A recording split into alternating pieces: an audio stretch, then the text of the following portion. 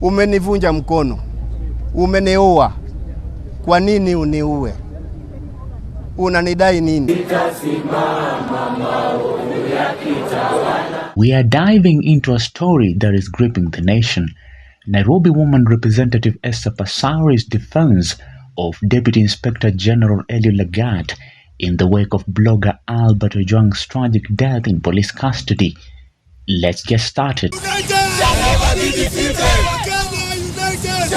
June 10, 2025, Esther Passaris took to X to address the growing outrage over the death of Albert Ojwang, a 31-year-old teacher and blogger from Homa Bay.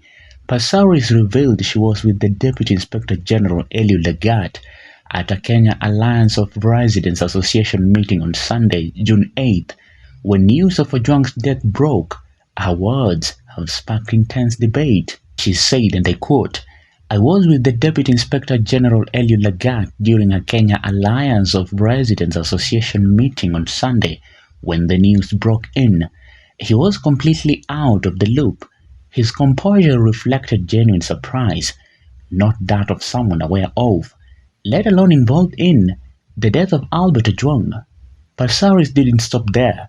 She urged Kenyans to remain calm and called for a thorough independent investigation, stating, as I quote, "Let the investigation be thorough and impartial. The real perpetrators must be brought to book, not scapegoat." But her defense of Lagat has divided opinion in a nation already reeling from the tragedy. It is a mockery of justice to still have the person who had actually lodged the initial complaint on behavior of Albert to still be sitting as part of a team that is investigating the death of Albert. We want to know the officers to whom Albert Ojwang was handed over for what we've been told was interrogation at the DCI in Mazingira, and the nature of interrogation they engaged. Albert Ojwang was no stranger to controversy. The Homa Bay-based influencer used his X platform to critique police conduct, often targeting senior officers like DIG Eliud Lagat. On June 6, 2025, Ojwang was arrested in Homa Bay following a complaint by Lagat himself, who accused him of posting defamatory content. Transferred 350 kilometers to Nairobi's Central Police Station, Ojwang was found dead in his cell just 2 days later on June 8th. Albert should be the last person to die in the hands of police. We are asking IPOA, we must have you work neutrally. Held responsible, from the one who issued orders, to the ones who picked him up, to the ones that he was handed off to. And we also tell our friends in IPOA, we want to see action. We do not want to see you making merry with the National Police Service. Police claim Ojwang died from self-inflicted injuries, allegedly banging his head against a cell wall. But a government autopsy by pathologist Dr. Bernard Media tells a different story. Multiple injuries including swelling on his head, nose and ears, and bruises suggesting assault. Ojwang's father Maisha rejected the police narrative, saying, as I quote, "My son was healthy when I last saw him. This was no accident." There were also features of neck compression.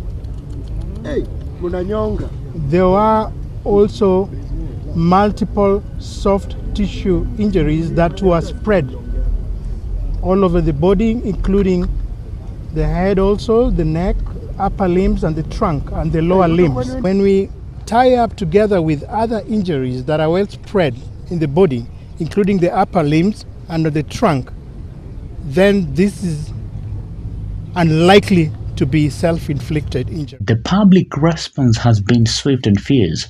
On June 9th, protesters erupted outside Nairobi City Mortuary, with demonstrators chanting "Haki Yetu" and demanding Lagat's resignation.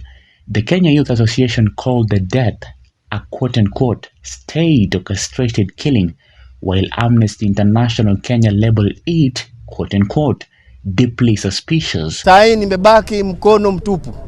Nana atanielekeza katika maisha yaliyobakia.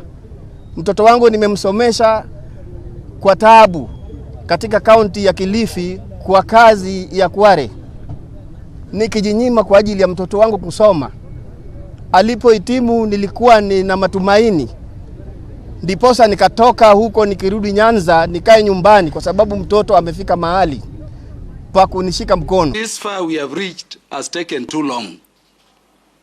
We want to request the IG that soonest possible we want everybody who was involved in this matter before the courts of law. We contemplate action in the directions we have demanded, not beyond by end of business tomorrow. Political leaders have joined the fray. Former Deputy President Rigathi Gachagua accused Lagat of overseeing quote-unquote torture chambers at Central Police Station and called for his suspension. People's Liberation Party leader Martha Karua echoed this, demanding Lagat step aside to ensure an unbiased probe. But analyst Mutahi Nguhi cautioned against rushing to judge Lagat, warning it could shield the true culprits. Sasa huyu Albert tumtafutie haki yake, si ndio? Si lazima tumtafutie haki yake? Nani kuambia wewe Kasongo, shida ile uko nayo inakusumbua ni damu ya Gen Z iko mkononi mwako, mkiwa na ile mtu ya soprano. Sasa wewe umeongeza damu ingine ya Albert. Inspector General Douglas Kanja confirmed that Lagat's complaint led to Ojwang's arrest, but insisted the police followed protocol.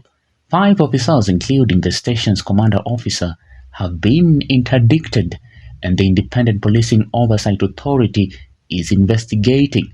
Yet, for many Kenyans, these steps fall short of justice. Passaris' call for calm and a fair investigation has put her words at odds with activists like Hussein Khalid, who argue her defense of Lagat undermines the victim's family. Lawyer Willis Otieno went further, accusing Passaris of quote-unquote whitewashing police misconduct. Still, Passaris stands firm, emphasizing that scapegoating Lagat without evidence serves no one. The hours are glaring. Ojwang being shaken around 9:30. By around 1:20, he is dead.